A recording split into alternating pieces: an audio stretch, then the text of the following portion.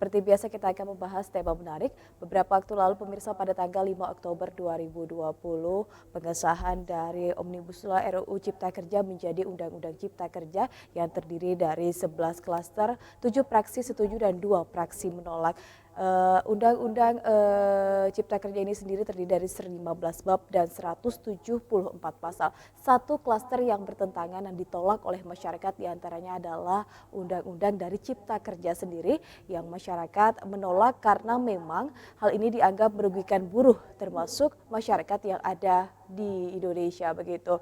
Tapi ada beberapa pakar yang menyebut dari pakar ekonomi bahwasanya ini akan menguntungkan bagi para pengusaha dan menguntungkan bagi mereka dan sangat mengapresiasi dari kebijakan yang telah disahkan oleh pemerintah.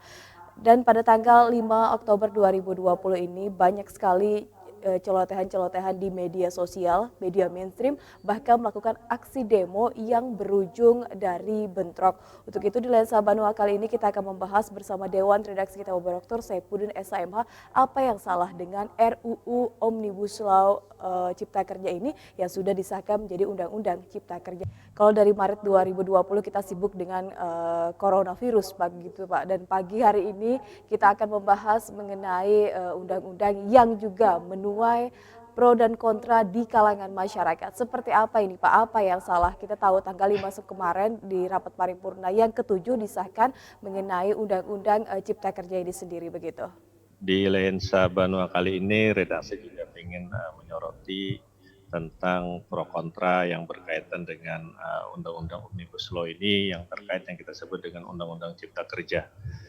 Nah, dalam konteks yang seperti ini memang sudah kita saksikan lah, ada demonstrasi, ada seminar, ada webinar, banyak diskusi dan perdebatan kita di masyarakat ya untuk menyikapi apa yang disebut dengan Undang-Undang Cipta Kerja ini.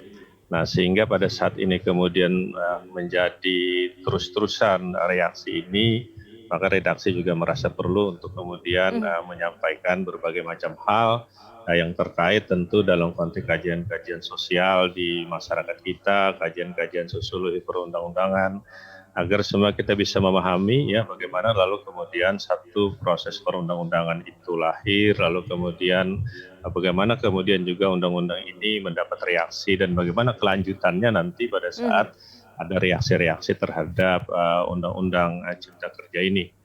Pak Tia dan pemirsa Duta TV yang harus kita pahami dulu sesungguhnya memang di dalam masyarakat kita ya satu keberagaman itu memang menjadi satu keniscayaan.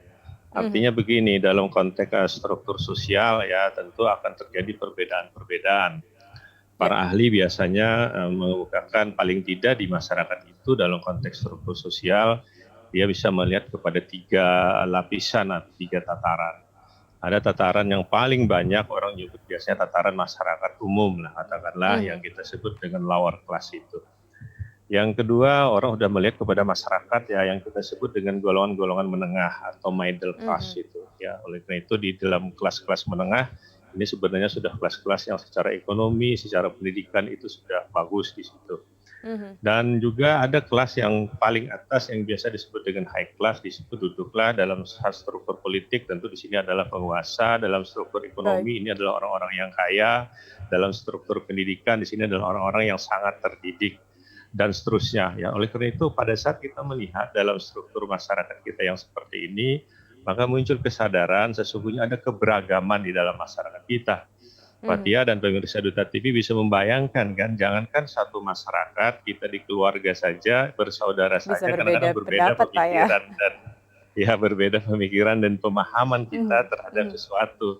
Apalagi di dalam konteks masyarakat yang bisa saja dikatakanlah dari golongan dan komunitas tertentu, dari punya kepentingan dan hobi tertentu, dari profesi dan pekerjaan tertentu ya, sehingga terdapat memang satu struktur yang pada masing-masing kelompok itu bisa menyatakan benar dan tidak di dalam satu katakanlah pembuatan peraturan perundang-undangan. Nah, ini dulu yang harus kita pahami bersama kepada masyarakat kita, kepada kita semua bahwa ada perbedaan reaksi terhadap satu polisi, satu kebijakan, satu perundang-undangan itu adalah hal yang wajar. Jadi bukan hal yang luar biasa sesungguhnya dalam konteks kehidupan sosial kita. Jadi pada saat kita menyikapinya sebagai sesuatu hal yang wajar, tentu Mhm. nanti kita akan bisa ya berlanjut kepada pembahasan berikutnya. Karena apa? Kalau pada saat kita menyadari bahwa ada keberagaman dalam struktur sosial kita, ada kelompok-kelompok sosial kita yang saling ya mengungkapkan pendapatnya yang berbeda, ya begitulah dalam satu kebijakan sosial karena tidak mungkin Mhm. semua itu akan sama. Nah, dan dalam konteks yang seperti ini sesungguhnya sering kita katakan di dalam di redaksi di Duta TV ini, ya walaupun dalam beberapa kajian, maka sesungguhnya perbedaan itu satu keniscayaan. Yang tidak Mhm. bagus itu adalah memaksakan ada satu pendapat, ada satu kebijakan terhadap kelompok yang lain yang harus mengikuti apa yang menjadi pendapatnya itu. Nah, oleh karena itu Baik. pada saat konsep yang seperti inilah maka muncul yang kita sebut konsep demokrasi untuk kemudian mengungkapkan kira-kira pendapat seperti apa, kebijakan seperti apa yang terbaik bagi satu kondisi masyarakat tertentu, Fathia. Berarti memang hal yang wajar yang dilakukan oleh tingkatan pertama tadi masyarakat umum secara luas untuk sebagai reaksi mereka begitu menolak dari undang-undang cipta kerja yang salah satu klasternya tadi adalah ketenaga kerjaan begitu. Pak, kalau kita sebutkan tadi masyarakat umum, kemudian middle class dan juga high class yang bisa dikatakan adalah orang-orang yang memiliki pendidikan tinggi, pengusaha dan segala macam. Tapi yang saat mereka lakukan adalah pendemo ini sendiri begitu menyebut kalau memang penciptaan atau pengesahan dari undang-undang cipta kerja ini hanya diperuntukkan bagi mereka yang memiliki kepentingan. Seperti apa ini, Pak? Ini kan sebuah perbedaan Ya, juga Pak antara masyarakat umum dengan high class begitu. ya, jadi memang Fathia dalam struktur sosial yang penting dulu sebenarnya pemahaman bagi kita kan semua ini menjadi satu kesatuan ya yang di Mhm. dalam masyarakat kita yang memang pada saat kita mencoba memilah-milah bisa saja kita gambarkan dalam bentuk yang kita sebutkan tadi lower class kah, middle class kah, atau high class kah, atau masyarakat umum kah, Ya. masyarakat yang golongan menengah kah, atau juga para elit yang ada di puncak-puncak kekuasaan ekonomi dan pendidikan dan politik lah katakanlah seperti itu. Nah, tetapi sesungguhnya memang ya di dalam satu struktur sosial tentu kan ada keinginan-keinginan ya untuk melakukan satu kebijakan yang sesuai dengan aspirasinya, yang sesuai Mhm. dengan keinginannya. Nah, di Mhm. dalam konteks kehidupan berbangsa dan bernegara, kita melihat satu perundang-undangan dalam konteks struktur sosial ini diperuntukkan bagi kepentingan siapa produk Ya. perundang-undangan itu. Oleh Mhm. karena itu mesti dilihat siapa saja yang berkepentingan terhadap satu undang-undang. Dalam konteks undang-undang kita yang kita sebut dengan Omnibus Law yang di dalamnya adalah yang kita sebut dengan Undang-Undang Cipta Kerja itu, siapa saja sih yang sebenarnya yang berkepentingan terhadap undang-undang ini. Paling Mhm. tidak memang secara struktur sosial yang selama ini kita kenal ya di dalam konteks Undang-Undang Ketenagakerjaan kita, di situ ada kepentingan pekerja atau yang kita sebut kepentingan buruh. Sesungguhnya di Mhm. dalam konteks perundang-undangan kita menyebutnya pekerja. Yang kedua adalah kepentingan pengusaha, ya kepentingan pengusaha tentu juga dia memerlukan tenaga kerja untuk melakukan kegiatan usahanya di samping juga dia menyiapkan modal untuk melakukan kegiatan usaha itu. Yang ketiga yang kita sebut dengan pemerintah. Pemerintah kehadirannya justru di sini adalah menciptakan satu keseimbangan untuk Mhm. menegosiasikan dalam berbagai kepentingan yang ada di dalam konteks ya katakanlah antara pekerja dengan pengusaha tadi dan konteks ini Mhm. juga maka negara di dalam konteks menciptakan tenaga kerja dan mensejahterakan masyarakatnya perlu juga mengatur ini baik kesejahteraan bagi pekerja termasuk juga Mhm. kemudahan dan kesejahteraan bagi pengusaha itu sendiri dalam menciptakan lapangan kerja sehingga pertumbuhan ekonomi itu bisa dicapai dengan lebih baik lagi. Jadi secara katakanlah trilogi tiga kepentingan inilah yang utama ya Mhm. yang bisa kita katakan terhadap undang-undang cipta kerja ini baik itu pekerja, baik itu pengusaha maupun itu pemerintah. Tiga-tiganya mempunyai kepentingan dan sangat berkepentingan untuk itu. Nah, di dalam konteks yang seperti ini yang agak rentan ya, di dalam konteks yang seperti ini Fathia dan pemirsa TV memang adalah kelompok pekerja karena biasa kelompok pekerja ini dia dihadapkan dengan kelompok pengusaha yang Mhm. dalam tanda petik secara struktur sosial dia mengatakan dia berada di bawah pengusaha tadi. Oleh karena Baik. itu maka undang-undang lahir untuk melindungi sebenarnya adalah para pekerja itu sendiri di samping juga melindungi para pengusaha itu sendiri, Fathia. Di segmen pertama tadi saya setelah menyinggung mengenai bagaimana tanggapan Dewan Redaksi di jalan tengahnya begitu antara Undang-Undang Cipta Kerja antara pemerintah, kemudian pengusaha dan juga dari masyarakatnya sendiri. Kita tahu Pak ada beberapa pendapat yang mengatakan kalau dari kalangan dunia usaha ini menyambut baik dan mengapresiasi dari pemerintah, katanya juga menjawab permasalahan di dunia usaha. Kemudian juga ada yang menyebutkan potensi penyalahgunaan wewenang dan masyarakat menyebut saat aksi demonstrasi kemarin bahwasanya ini adalah menyengsarakan buruh. Kalau posisi Dewan Redaksi menilai seperti apa sih Pak Omnibus Law dari Undang-Undang Cipta Kerja ini sendiri? Apakah memang menguntungkan pemerintah ataukah memang pemerintah berada di tengah seperti yang Bapak sebutkan tadi? Ya, nanti kita coba menganalisanya ya, Fathia dan pemirsa Duta TV ya. Nanti silakan pemirsa untuk menyimpulkannya. Tetapi posisi kita di redaksi mencoba mengelaborasi ya persoalan ini sehingga kita bisa memahami secara utuh, secara keseluruhan bagaimana satu proses pembentukan peraturan perundang-undangan itu termasuk Omnibus Law ataupun Undang-Undang Cipta Kerja ini. Ya, di dalam konteks pembuatan perundang-undangan ya, dalam konteks pendekatan sistem, maka memang pada saat undang-undang itu mau dibuat, itu pasti ingin menciptakan satu keadaan baru atau suatu kondisi baru yang ingin diciptakan oleh satu peraturan perundang-undangan yang dilatar belakangi oleh satu keadaan-keadaan yang ingin dirubah. Ya, dalam konteks yang seperti ini kalau kita mencoba mengurut dulu ya bahwa ada satu kondisi yang tercipta dalam bidang investasi dan kehidupan ekonomi kita masih banyak hambatan yang berkaitan dengan regulasi atau perizinan. Nah, pada saat banyaknya hambatan-hambatan itu, maka dirasa di sektor usaha ini tidak begitu lancar, tidak begitu baik, dan tidak begitu menarik investasi untuk kita. Ya, yang kebanyakan biasanya isunya adalah di bidang perizinan dan kepastian hukum pada saat orang ingin berkuasa atau investasi di Indonesia yang bersifat investasi secara langsung atau direct investment. Karena investasi itu bisa dua, bisa indirect melalui pasar modal atau bisa direct dia memang melakukan usaha secara langsung membuka industri itu di Indonesia.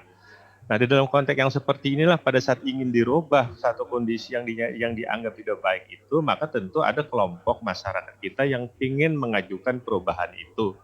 Nah, di dalam konteks ini rancangan Undang-Undang Omnibus Law ini adalah rancangannya berasal dari pemerintah yang pemerintah menganggap itu penting untuk membuat.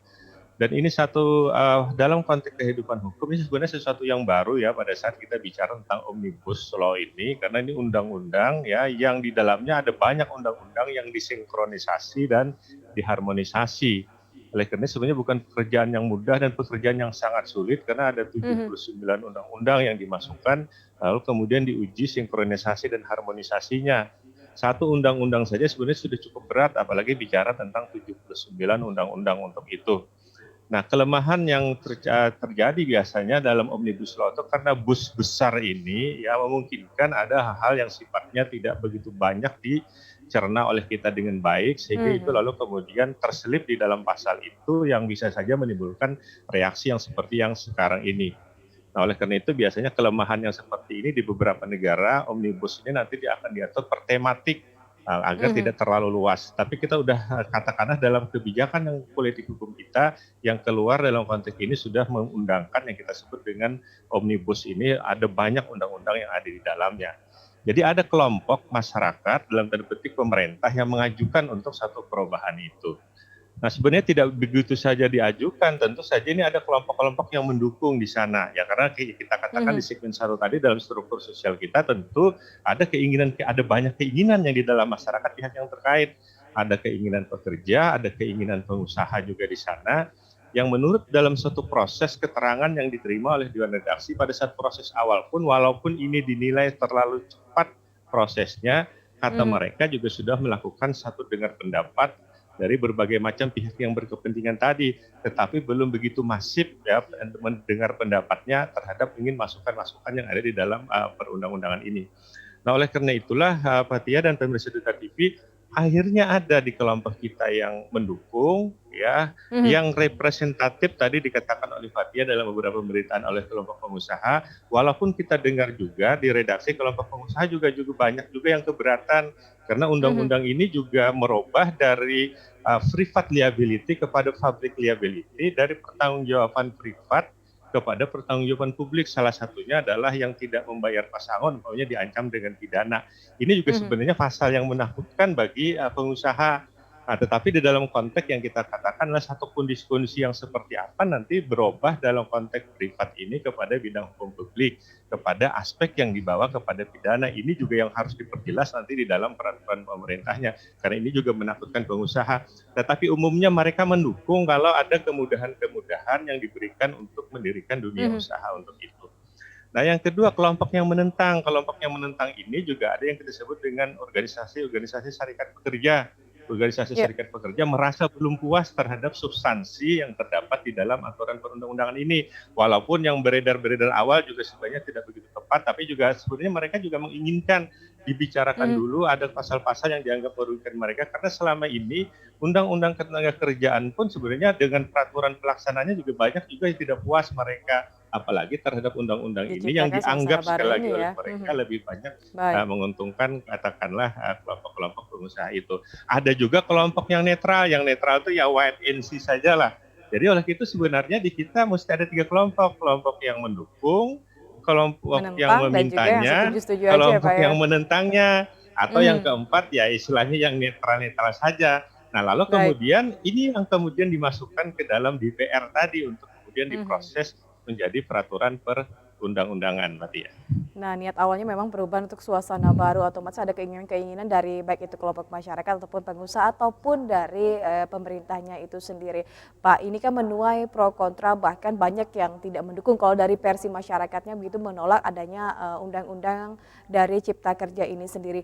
Normalnya begitu, Pak. Seperti apa sih Pak pembentukan undang-undang ini? Karena kita tahu kan seperti yang disebutkan tanggal 5 harus tanggal 5 sudah disahkan, harusnya kan tanggal 8. Ini kan dianggap sebagai sesuatu yang buru-buru begitu. Apakah memang bijaknya, normalnya begitu pembentukan undang-undang ini harus ada keterlibatan dari masyarakat? Karena kan keterlibatan masyarakat juga ada keinginan-keinginan sendiri begitu.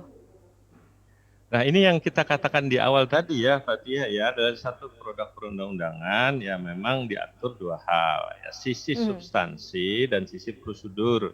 Kalau sisi prosedur itu diatur dalam tata cara pembuatan perundang-undangan. Mhm. Memang sebagian pendapat juga mengatakan dilihat dari prosedur pun tata cara pembuatan undang-undang, kalau istilah orang hamil ya, ini lahir normalkah, lahir prematurkah, atau lahir dengan dibedah kah, istilah kita Mhm. dioperasi kah, dalam konteks itu ya. Oke. Nah, oleh itu ini juga terjadi perdebatan. Menurut kalangan ya katakanlah pemerintah dan DPR ini lahir normal aja, tapi menurut kaum Mhm. buruh ini sebenarnya lahir ya tidak normal. Ini Baik. lahir yang istilah kita prematur ya di dalam konteks yang seperti itu. Tapi ini sesungguhnya mudah diuji dengan tata cara aturan pembuatan perundang-undangan. Nah, itu dari segi istilah kita itu dari segi ya aturan dalam konteks pembuatan peraturan perundangan prosedurnya. Nah, tetapi dalam konteks substansi yang banyak sebenarnya diperdebatkan juga, dan inilah yang menjadi ya, inti dari protes. Jadi tidak bicara prosedur lagi, mereka bicara kepada substansi. Kayak Mhm. substansi itu berarti isinya, ya isinya Ya. dari undang-undang itu. Mana yang katakan Pak Tia tadi, pemirsa TV, yang kemudian itu menjadi sesuatu yang ditolak oleh mereka untuk itu. Secara ideal memang satu peraturan perundang-undangan ya dibuat paling tidak dulu dia mengajak orang-orang yang berkepentingan, ya mengajak orang-orang yang berkepentingan untuk ikut terlibat membicarakan peraturan perundang-undangan itu di dalam konteks demokrasi. Satu metode dalam peraturan perundang-undangan itu ada berbagai macam aspirasi di sana. Mhm. Ada aspirasi internasional karena ini berkaitan dengan investasi ya, hukum investasi, atau katakanlah berkaitan dengan bisnis secara internasional untuk kemudian orang berinvestasi. Maka biasa dalam undang-undang aspirasi internasional juga akan masuk di dalam perundang-undangan itu. Aspirasi nasional juga masuk, ya ini yang juga akan menjadi perdebatan di kita juga. Apakah ini adalah kita mau mengembangkan ekonomi yang bersifat kerakyatankah atau ekonomi yang bersifat kapitaliskah? Nah, ini juga Mhm. akan terjadi perdebatan melalui satu ideologi yang kita sebut dengan aspirasi nasional kita, atau juga keinginan-keinginan di dalam tanda petik ya secara ideologis apa yang kita kembangkan dalam mengembangkan sistem ekonomi di Indonesia sekarang ini. Ini juga sebenarnya perdebatan yang tidak mudah bagi kita untuk menjawabnya, paling tidak pemirsa mengetahui lah Secara internasional ada kepentingan internasional, secara Mhm. nasional ada kepentingan kita juga di sana. Belum kita bicara aspirasi pekerja, aspirasi atau kepentingan juga pengusaha juga masuk di situ ya. Nah, oleh karena itu sebenarnya dalam satu perundang-undangan mesti ada aspirasi internasional, aspirasi nasional, aspirasi pihak-pihak yang terkait dengan undang-undang itu. Idealnya memang ya di samping keempat atau lima aspirasi yang berkepentingan Mhm. itu, ya masyarakat juga harus tahu karena kan ujung-ujungnya memang juga ini diciptakan untuk masyarakat. Nah, dalam sistem demokrasi kita ada representatif sudah diwakili oleh anggota dewan kita. Nah, cuman Mhm. persoalannya apakah anggota dewan ini juga bisa dikatakan representatif mewakili ya masyarakat atau rakyat kita. Secara formal memang mereka inilah wakil kita yang mestinya Mhm. menyuarakan apa yang menjadi ya katakanlah keinginan atau aspirasi masyarakat secara luas. Tetapi ya bisa saja secara substansial berbeda keinginan atau pendapatnya. Oleh karena itu sebenarnya perlu juga di sini dibicarakan, didiskusikan, digali lebih jauh diskusi antara Dewan Mhm. Perwakilan Rakyat kita dengan masyarakat kita secara keseluruhan, tidak saja kepada Baik. pihak-pihak yang berkepentingan, khususnya misalnya kelompok-kelompok yang kritis seperti kelompok Mhm. pengusaha, kelompok organisasi lembaga swadaya masyarakat, dan mereka ini juga sering kritis untuk kemudian menyoroti terhadap satu peraturan perundang-undangan. Apalagi dampak undang-undang ini juga tidak saja di ketenagakerjaan, juga berdampak kepada lingkungan, umpamanya ya. Ini Mhm. juga yang menjadi isu-isu yang sangat sensitif juga dalam konteks kehidupan masyarakat kita sekarang ini, Pak Tia. Berarti memang poinnya ini harus kedekatan antara DPR dengan masyarakatnya Pak ya, agar memang tahu apa sih keinginan dari masyarakat sehingga nanti ketika pengesahan dari Undang-Undang Cipta Kerja ini tidak menuai pro dan kontra begitu Pak ya. Ini kan hukum kita tahu dibuat untuk masyarakat dan juga sebuah cerminan dari masyarakat. Seperti apa sih Pak normalnya begitu dalam Undang-Undang Cipta Kerja ini sendiri? Ya, pada saat orang ingin melihat ya, Fatia dan pemirsa Citra TV ya, apakah hukum yang dibentuk itu sebenarnya termasuk Undang-Undang Omnibus Law ini, ada Omnibus Law ini, Undang-Undang Cipta Kerja ini sesungguhnya seperti apa ditujukannya untuk kehidupan masyarakat kita. Mhm. Nah, oleh karena itu biasanya orang melihat di sini dengan empat cara pandang ya terhadap kehidupan yang seperti ini untuk mengkaitkan hukum dalam perspektif sosial tadi. Cara pandang yang pertama, orang mengatakan yang disebut dengan cara pandang yang bersifat konsensus. Ya. Artinya hukum itu ya sebenarnya adalah kehendak seluruh masyarakat kita. Jadi Mhm. pada saat hukum itu kita berkehendak dia mencerminkan seluruh keinginan atau aspirasi masyarakat kita, maka orang dalam konteks yang seperti ini dia berada dalam cara pandang yang bersifat konsensus atau Mhm. paradigma yang bersifat konsensus. Oleh karena itulah maka hukum yang dibentuk itu sebenarnya untuk melayani semua orang yang ada di dalam kehidupan masyarakat Mhm. kita. Memang ideal sekali Harusnya dalam begitu Pak ya. paradigma konsensus ini undang-undang yang dibuat itu adalah untuk seluruh lapisan masyarakat dan mencerminkan keinginan masyarakat kita. Nah, tetapi kemudian juga pada saat kita berhadapan dengan satu realitas ya di dalam kehidupan masyarakat yang kita katakan di awal-awal tadi, maka orang mengembangkan yang disebut dengan cara pandang yang kedua juga, bahwa di Mhm. dalam masyarakat itu terjadi ya perbedaan-perbedaan tentang menilai karena masyarakat itu beragam. Jadi perbedaan value, perbedaan nilai, perbedaan tatanan-tatanan kehidupan, apa yang dianggap baik dan apa yang dianggap tidak baik itu mereka berbeda memandangnya. Oleh karena Mhm. itulah maka di sini ya tentu diperlukan satu konsensus dari pihak-pihak yang berbeda itu. Nah, artinya gini, perbedaan itu karena dia satu keniscayaan, maka setiap kelompok yang ada di dalam masyarakat itu merasa nilai-nilainya ya yang paling benar, maka kalau saat dibentuk satu undang-undang, disepakatilah di dalam kehidupan itu kalau terjadi perselisihan. Bagaimana kalau terjadi perselisihan terhadap nilai-nilai yang ingin diperjuangkan? Maka Mhm. mereka akan punya yang disebut dengan lembaga penyelesaian sengketa untuk menyelesaikan perbedaan itu. Dalam konteks negara kita, maunya di Indonesia ini lembaga penyelesaian sengketa yang berkaitan dengan pembentukan peraturan perundang-undangan, kita punya Mahkamah Agung untuk Mhm. judicial review, kita juga punya ya Mahkamah Konstitusi dalam konteks untuk kemudian juga melakukan judicial review yang berkaitan dengan perbedaan antara menguji undang-undang dengan undang-undang dasar. Tapi kalau Mhm. menguji peraturan di bawah undang-undang ke undang-undang itu menjadi kewenangannya Mahkamah Agung. Jadi dalam paradigma atau cara pandang yang bersifat pluralis ini memang sudah disadari betul oleh kita adanya Mhm. perbedaan itu. Tapi kita sepakat kalau terjadi perbedaan, kita punya lembaga untuk menyelesaikannya. Lembaga itulah kalau secara formal yang kita sebutkan tadi, yang disebut dengan lembaga peradilan itu. Nah, yang ketiga, orang mengembangkan juga ya, karena ini sudah menyangkut tentang satu kekuasaan politik, maka orang juga bisa melihat dengan cara pandang yang bersifat konflik. Kalau orang Mhm. melihat dengan cara pandang yang bersifat konflik ini, Fathia dan pemirsa Duta TV, maka orang melihat sebenarnya produk perundang-undangan itu adalah lebih banyak untuk kepentingan penguasa, lebih Ya. banyak untuk kepentingan siapa yang sedang berkuasa, atau Mhm. suara penguasalah yang menentukan adanya peraturan perundang-undangan. Kalau kita lihat dari segi struktur sosial di awal tadi, ini kelompok-kelompok yang berada di Masyarakat piramida umum atas ya? yang kemudian pingin itu mendefinisikan nilai, lalu kemudian nilai-nilai itulah yang ingin diterapkan di dalam masyarakat. Oleh Mhm. karena itulah maka undang-undang itu cerminan dari aspirasi Mhm. dan keinginan politik siapa yang sedang berkuasa itu, baik berkuasa secara politis maupun juga bisa berkuasa secara ekonomis. Oleh karena itulah dianggap oleh mereka bahwa ini sebenarnya adalah hanya keinginan para penguasa saja dalam Mhm. melahirkan undang-undang. Kalau berpikir seperti itu, maka orang ini namanya berpikir dalam konteks cara pandang yang bersifat konflik. Ada lagi yang lebih keras lagi di samping paradigma konflik ini yang kita sebut dengan paradigma power elite. Jadi dia beranggapan sebenarnya ya undang-undang yang dibentuk itu tidak lain adalah keinginan elit untuk mempertahankan kekuasaannya. Oleh karena itu Mhm. setiap perundang-undangan itu dipaksakan kepada masyarakat untuk kepentingan semata-mata, untuk kepentingan para penguasa itu sendiri. Nah, oleh karena itulah maka undang-undang yang dibuat pada dasarnya kata mereka adalah menyiksa atau menindas dari Mhm. masyarakat kita. Maka ini yang disebut dengan paradigma power elite. Memang ada paradigma yang lebih keras lagi dalam aliran sosialis, itu yang disebut dengan paradigma yang bersifat marxis.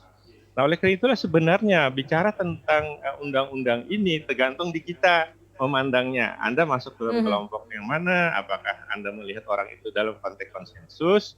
Apakah dalam konteks pluralis, kayak yang kita katakan tadi?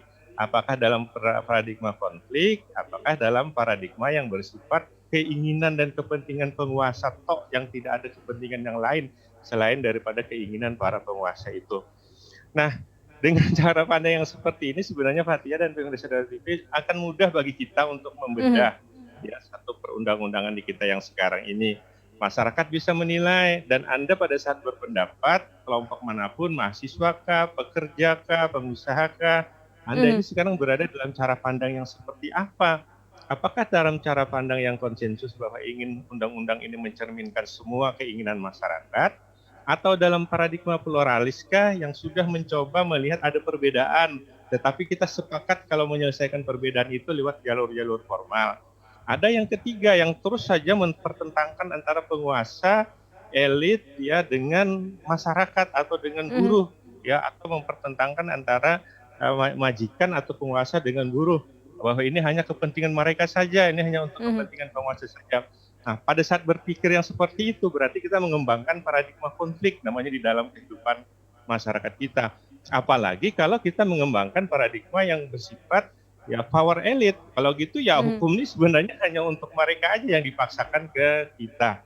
Nah, dalam konteks inilah maka akan lebih bijak di kita para anggota masyarakat, para mahasiswa, para buruh, ya para penguasa menarik lagi sisi-sisi apa sesungguhnya dalam konteks pembentukan hukum ini untuk kepentingan Mhm. siapa.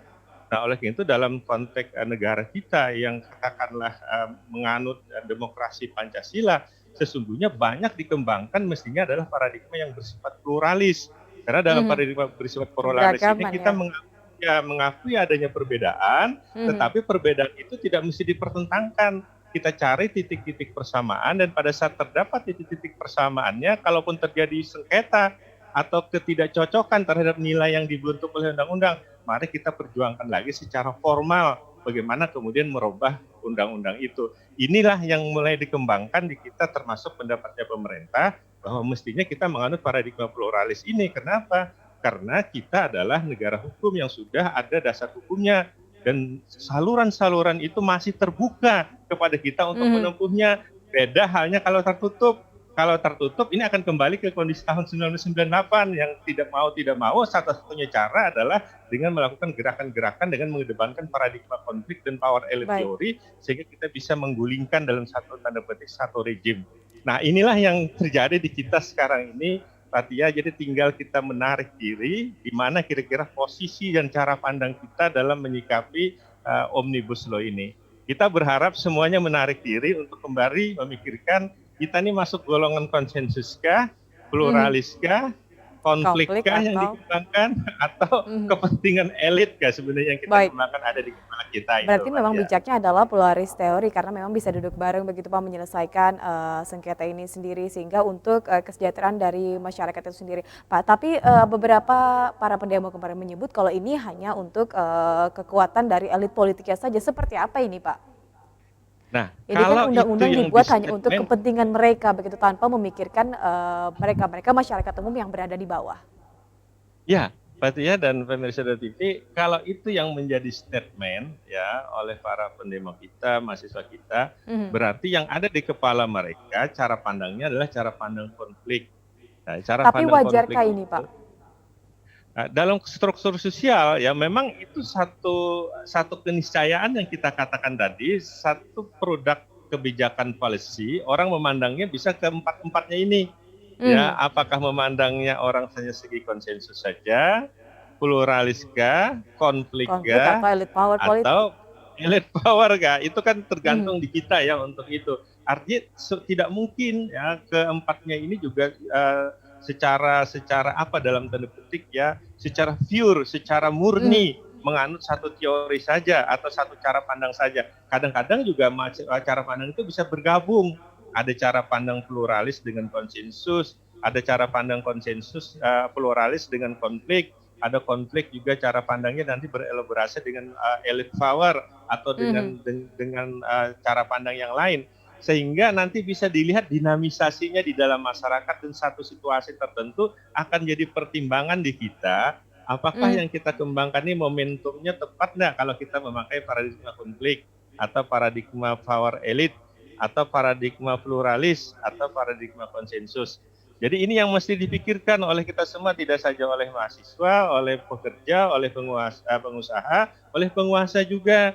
Jadi dalam kondisi masyarakat kita yang sekarang ini menghadapi masa-masa pandemik, kira-kira yang kita kembangkan yang mana ini? Apakah kita bergeser dululah ke konsensus sehingga tidak ribut-ribut, sehingga tidak dipersoalkan secara prosedur dan substansinya? Baik. Atau kita coba kedepankan aspek bahwa kita kalau terjadi ada perbedaan, nanti kita akan menganut satu penyelesaian Diselesaikan yang gitu bersifat ya. formal. Atau ya yang seperti dikembangkan oleh para pendemo dan keberatan, ini sudah konflik, harus kita perjuangkan, ini menyangkut nasib kita. Oleh karena itu dalam struktur politik sebenarnya buruh itu di beberapa negara termasuk di Eropa Timur yang kita tahu, dia menjadi satu gerakan politik untuk memperjuangkan hak-haknya karena di sana ada partai buruh. Nah, di kita kan secara formal sekarang ini tidak ada partai buruh yang duduk yang sekarang formal. Tetapi sebenarnya juga partai politik yang ada sekarang ini juga berkeinginan mensejahterakan juga pekerja. Oleh karena itu walaupun tidak menjadi gerakan secara formal menjadi partai politik yang ada sekarang ini, tetapi juga mereka menjadi satu gerakan yang berada di bawah naungan partai-partai politik yang lain. Oleh karena itu dalam infrastruktur politik, dalam suprastruktur politik, mestinya perjuangan mereka ini harus tetap dilakukan melalui saluran-saluran yang ada itu. Kecuali yang kita katakan saluran-saluran itu sudah buntu. Sehingga pada saat sudah buntu, maka lalu kemudian tidak ada cara lain selain berjuang melalui yang kita sebut dengan jalanan tadi. Nah inilah yang mesti harus menyadarkan semua pihak bahwa Dari mana tepatkah nih sudah dipandang begitu ya? dikembangkan ya kita selama ini untuk melakukan satu policy kebijakan mengeluarkan peraturan perundang-undangan itu. Oleh karena itu kita tidak bicara mana yang paling tepat, yang mana tidak baik, tapi silahkan dinilai sendiri dan harus menjadi perenungan kita bersama untuk kemudian menata kehidupan berbangsa dan bernegara ini. Karena apa?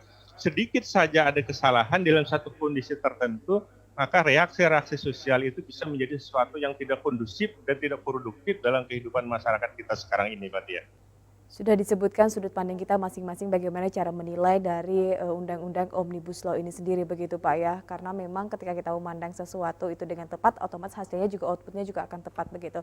Apa Pak bijaknya yang bisa dilakukan oleh masyarakat untuk saat ini? sambil menunggu begitu. Baik, Kak. Ya, Fathia dan pemirsa Duta TV, kalau kita di redaksi Duta TV ini memang biasa berpikiran lebih moderat ya di dalam konteks Mhm, itu, sehingga menurut kita sekarang ini ya kita persilahkanlah kepada masyarakat kita dengan hati yang tidak panas, yang mhm, dingin ya, dengan kepala yang dingin, dengan pemikiran yang jernih, lalu kemudian melihat secara lebih baik tentang apa sesungguhnya Undang-Undang Cipta Kerja ini ya untuk itu. Maka silakan saja menurut Anda cara pandang berdasarkan 4 cara pandang tadi mana menurut Anda yang lebih kita kembangkan di dalam kehidupan mhm, masyarakat kita sekarang. Apakah kita ingin bahwa hukum itu memang menjadi keinginan semua masyarakat kita? Apakah memang kita menyadari adanya perbedaan lalu kemudian kita sepakat untuk lembaga penyelesaian permasalahan kalau terjadi permasalahan?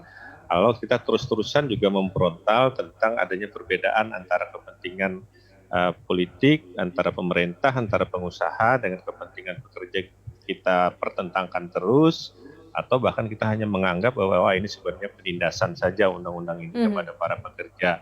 Itu sebenarnya tergantung pilihan dan pemikiran kita. Tapi bagi kita di redaksi sebenarnya kita sudah mulai mengembangkan narasi-narasi ya dalam konteks di dalam kehidupan kita. Kalau orang bicara penyalahgunaan, kita bicara pembenargunaan. Di mhm, kalangan pekerja, ada pekerja yang baik, ada juga pekerja yang tidak baik. Di kalangan pengusaha, ada pengusaha yang baik, ada juga pengusaha yang tidak baik. mhm. Jumlahnya ya menurut kita Fathia dan pemirsa Duta TV kira lebih baik yang mana, lebih banyak yang mana? Lebih banyak Mhm. yang baikkah atau lebih banyak Yang yang tidak baik jelekkah? ya? Oleh karena itu orang kok bisa bicara tentang penindasan. Apakah semua pengusaha menindas? Orang Mhm, bicara tentang pekerja yang tidak baik, apakah semua pekerja tidak baik?